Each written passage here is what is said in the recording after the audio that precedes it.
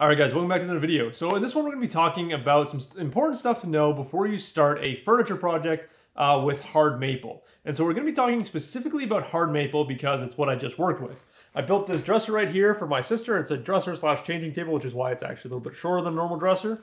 And I built it all out of hard maple. And so I wanted to make this video to kind of put together all the little bits and pieces that I learned about maple in specific when I was building this dresser. And so one of the best things about hard maple is that it's readily available and fairly inexpensive. You can pick it up at any of your big box stores, Home Depot, Lowe's, those kind of places. And it's also fairly easy to get at most of your lumber yards. So maple is also a fairly inexpensive wood to work with. On the bottom side, you generally have birch and ash. Those are going to be your cheapest hardwoods. Right in the middle, you generally have maple, which the stuff that I bought for this dresser here was Select and Better, so it's your second highest grade of maple, and that was about $6 a board foot. Higher than maple, you generally have your cherry, white oak, and walnut on ascending order. And so with maple being right in the middle, being a reasonably priced wood, it's very easy for furniture makers to build furniture with it because you're not going to break the bank trying to build a piece of furniture out of maple. Next up, and kind of the reason that people love and hate maple, is its color. And so maple is just a very nice light tan wood with nice dark grain lines through it. And again, depending on the piece that you have, the grain lines might be a little bit more subtle or a little bit more defined. Again, it all depends on the natural aspects of the wood. And so personally for me, I don't particularly like the color of maple. So it's not a wood that I would have worked with. But my sister, on the other hand, really likes the nice light color. Maple is also currently very trendy in kind of the hipster sphere of Pinterest and Etsy. So depending on who your market is, depending on your personal taste and preferences, maple might just be right down your alley because it's a nice light tan wood. So it's not a super dark piece of furniture, which again is what a lot of people nowadays are into. And so one of the biggest benefits to hard maple is its hardness. It's one of the hardest domestic hardwoods, just under hickory. And so I got to pull up my notes here because remembering these numbers is quite difficult. And so hard maple comes in at 1450 on the Janka hardness scale. Now, I don't remember if there's units or anything on the Janka hardness scale. It's just kind of what woodworkers and the whole wood industry uses to measure the hardness of woods. For a little bit of reference, hickory, which is the hardest domestic hardwood, is at 1880. So that is much, much harder than hard maple, but it's also a much denser wood. On the flip side, going down, white oak is at 1360, so it's just a little bit softer than hard maple. And so then walnut just below white oak is about 1010, and then cherry again just below that at 950. And so for someone like me who works mostly in white oak for my furniture, moving from white oak to hard maple, it doesn't really feel like that much of a difference. There is a noticeable difference in the hardness for sure, but it's not a massive difference. You just have to work a little bit slower and pay a little bit more attention to what you're doing. But if you're moving from, let's say, cherry up to hard maple, you do most of your work in cherry and you're going to hard maple for a project, you do have to be a little bit more conscientious about what you're doing. Just because of the hardness, you're more likely to break things. You just have to take a little bit more attention to what you're doing with your machinery, all that kind of stuff. And well, if you're used to working with pine and you jump right up to hard maple, there is going to be a massive shock to what you're doing. You're really going to have to pay attention to what you're doing, and you should watch a video like this to make sure you understand that hard maple is a completely different beast than, say, pine or cedar. And so I mentioned pine and cedar because those are two very commonly bought woods, at your DIY centers where hard maple is also readily available. So one of the worst things about working with maple is the grain structure. So what everyone knows as maple in general is maple sapwood. So the heartwood of maple trees is usually a much darker brown, which is going to play into the wood a little bit later on, but we'll talk about that in just a little bit here. And so anytime you're working with sapwood, the grain tends to be a little bit more chaotic. So when I'm talking about the chaotic grain pattern, in this piece of cherry, for example, the grain starts at this bottom corner here and goes up at a diagonal to this top corner up here. So it goes at nice straight lines all the way through. Whereas on this maple offcut, which I know you guys can't see it, so you'll just have to take my word for it, the grain weaves up and down all through this piece. I think it dips down, so it dips down there and dips down at the end here. So that grain direction change makes it very difficult to work this material. So whether you're using a hand plane, a planer, a jointer, any of these machines that are all about surfacing the wood, you really need to be following the grain direction. But again, with the chaotic grain structure of hard maple, it can be a little more difficult. And so with that chaotic grain structure, you're also going to get a lot of figure in the wood. So even when you're buying from your generic stocks of maple, so you just go to a lumber yard, you're just looking in their bulk maple section, you're still going to find a lot of highly figured woods. Within this dresser alone, my goal was to avoid a lot of the figure that maple has because I wanted to make this easier on myself, and I didn't want to put a lot of figure and detailed pieces in this dresser. But you can see, even on just the front of the dresser here, we have all kinds of little bits of curl and detail. A bunch of the drawer sides all have a ton of figure in them. And so that is one of the nice things about maple, is if you're using it as a detail section of a piece, so you're using it as a nice panel, you got a nice book match panel with a whole bunch of figure and curl in there, that's a really good use for it. But for general furniture making, that figure can end up being a little bit distracting and take away from the overall piece. Again, it all depends on what you're doing, and as long as you're paying attention to the pieces that you're using for your piece, like I did on here, where I don't have any majorly figured pieces on the front face because I didn't want that figure to take away from the overall piece. But again, if you're looking for figure, maple is definitely a wood that you'll enjoy. Lastly, and this is a really important thing to know before you start the design of your project, is the difference between 8/4 and 4/4 maple. So generally you're able to buy 4/4 and 8/4 maple at most lumber yards. So 4/4, for those that don't know, is just under 1 inch thick. 8/4 is just under 2 inches thick. I don't have any 8/4 offcuts anywhere in here because I used them all up in this project. But what's important to know is that there is generally going to be a difference in color between your 4/4 and your 8/4 stock. So you can kind of see it on this piece here, but all of the pieces that make up the drawer fronts and all of our cross stretchers and everything on the side panel and that is all made from 4/4 stock. Whereas the main posts of this dresser are made from 8/4 stock. And again, it's really hard to tell on camera. In fact, you guys probably can't tell it on the camera even when I get close up with it. But in person, there is a definite color difference between those types of pieces. And so there's a very legitimate reason why there's this major color difference between the two thicknesses of wood that you can buy.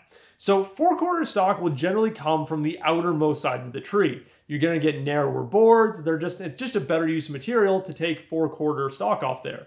But as you get deeper and deeper into the tree and get closer to the heartwood, that's where you're going to start getting your 8/4 stock from. And that's why the 8/4 stock is generally going to be a slightly darker color, because it's just on the verge of changing into that heartwood. So, in a few hundred years, that section of 8/4 stock that you're using would have become heartwood and would have changed to that nice dark brown color. And so because that 8/4 stock is just a little bit closer to changing to heartwood than those outermost pieces where your 4/4 stock is coming from, it is always going to be a slightly different color. And so from the research that I've done on this, mostly just Googling around, finding other people's opinions, reading through woodworking forums, this is a very common thing with maple, and it's just something that you have to understand, because the way a sawmill works is they want to get the most bang for their buck out of a tree.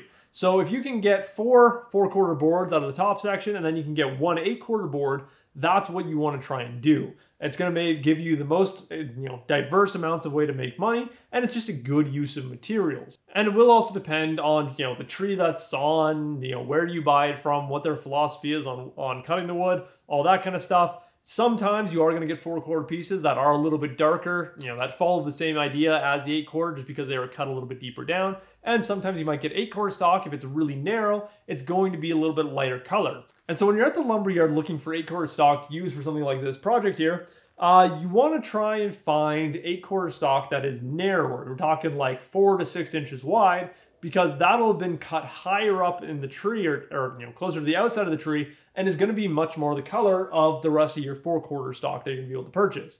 Again, it is just kind of a shot in the dark. Again, it's usually going to be darker anyway, but if you want to try and prevent there being a little bit of a difference between your 4/4 and 8/4 stock, that's one way to do it. But again, it's something that I wouldn't really worry about, because to most people, you're not going to notice a difference. Again, it's only when I'm standing here looking at it as a woodworker, as somebody that knows there's going to be a difference, that I actually notice a legitimate difference in color here. Okay, so now that we've talked about the wood in specific, let's talk about how you're going to be working it. So in general, when you're working with maple, you want to take nice shallow passes. So generally the first thing you're going to do is take your piece of wood over to a jointer or planer and get it down to its thickness. So on either of those machines, especially if you have straight knife machines, so if you're a newbie woodworker like myself and you have a straight knife planer and a straight knife jointer, you're going to have to take very shallow passes to not absolutely destroy the wood. Because again, you have to be very careful of that chaotic grain structure, because anywhere where there's a grain change, those straight knife blades are going to do a lot of damage to them if you're taking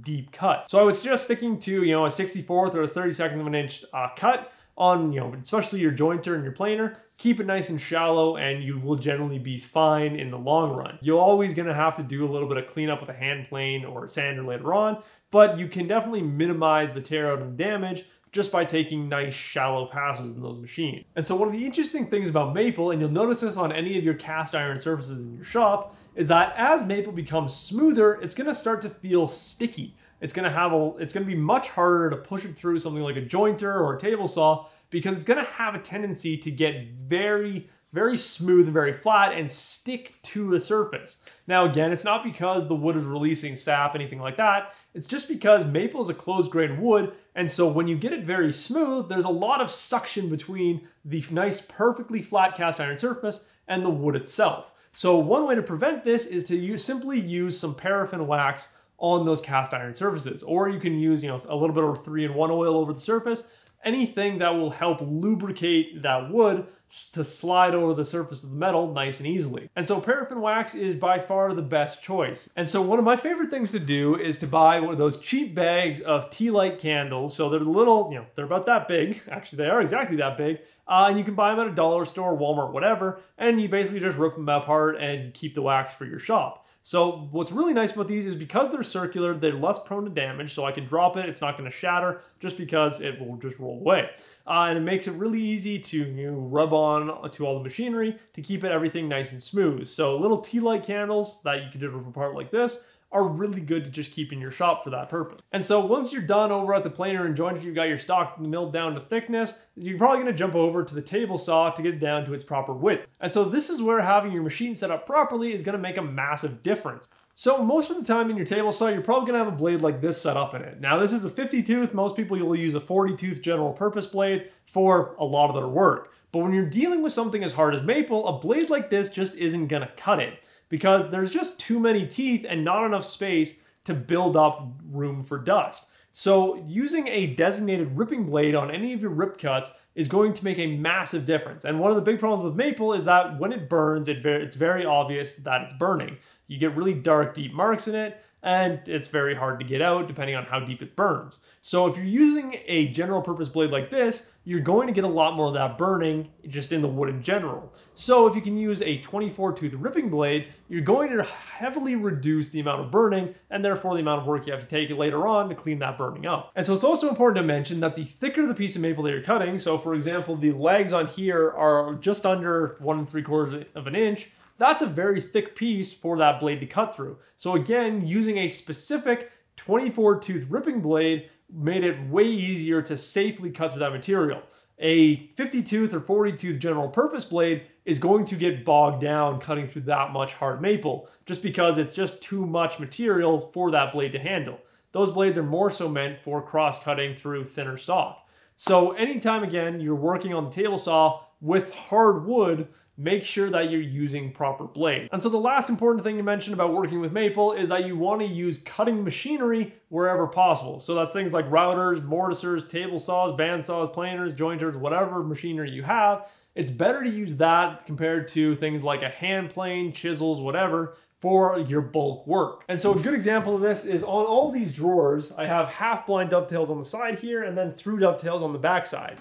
To cut these half-blind dovetails, I used a router to clear out the majority of the waste, and then I went in with a chisel to do the very fine tuning work. And so same thing on the backside where I had through dovetails, I used a router to clean up the baseline on the pin board, just so that there was that much less work for my chisels to do. Because you will notice very quickly, if you're using your chisel, you're using your hand tools for a lot of the bulk work, that they are going to get dull and they're going to get chipped and damaged really quickly. So you're going to be going and spending a lot of time with the sharpening stones, which then ends up costing you more money in the long run. Whereas something like a router bit or a table saw blade can do a lot more work comparatively to those tools without needing to be resharpened or repaired anytime soon. So as much as possible, try and use cutting machinery. Again, when you're using that cutting machinery, be very cautious of the temperature of the bits. So on my router, I'm not too worried about it. Again, on the table saw, I'm not too worried about it. But while working on this project, I actually ended up busting one of my mortising bits. And so I've actually got it right here. It wasn't the whole bit that I broke. It was just the internal auger section, but I ended up just shearing it right off because I was pushing it just a little bit too hard. It got a little bit too hot and it just broke. So that is one big thing that you have to watch out for anytime you're working with maple or white oak. And so the last piece of this is finishing. So when you've got your whole piece of furniture together, there are some important things you need to know about how to finish hard maple. So like we talked about earlier with the chaotic grain, hand planing and scraping this is not so much of an option. Now, on most of this piece, I was actually able to do a lot of hand planing. All the drawer fronts are hand planed, all of the verticals here, all the edges on the front, it's all nicely hand planed to a really nice smooth finish. But areas like the top of this thing, I had to sand it just because there was too much chaotic grain pattern. Anywhere where you have paneled maple, you're generally not going to be able to hand plane it or scrape it because there's going to be way too much grain direction change in it for that hand plane to cut through it smoothly. And so next we'll move on to the actual finish that you use. So on this piece I used tried and true original oil, which is a mix of polymerized linseed oil and beeswax. So it's an oil finish, and that's key to remember because an oil finish is always going to give maple a little bit of a more yellow color. And so again, it's hard to see on camera, but with the raw wood here up against the finished wood, there is a noticeable difference in the color tone. And so one of the tricks to keep that nice light natural color of maple is to use a water-based finish. In general, a water-based finish is not going to yellow the wood or darken it the way that an oil finish will. And so that's pretty much everything you need to know about maple before you start a project with it. It's not a super complicated wood whatsoever to work with. You just have to be aware of its hardness and the grain pattern that you're working with. So the most important thing here is that if you guys have any questions, you want to know any more about my experiences working with hard maple in this project, feel free to leave a comment down below, or you can go to my channel page where you can find my personal email address and you can contact me that way. I have no problem answering questions over email, and I would love to help you guys out if you have any questions. So as always, guys, I hope you enjoyed this video and I will see you in the next one. Oh yeah, I should also mention it doesn't have handles yet because I'm just going to work on them right now. I was still waiting for a few parts to come in. That's why they didn't actually end up making it in this video.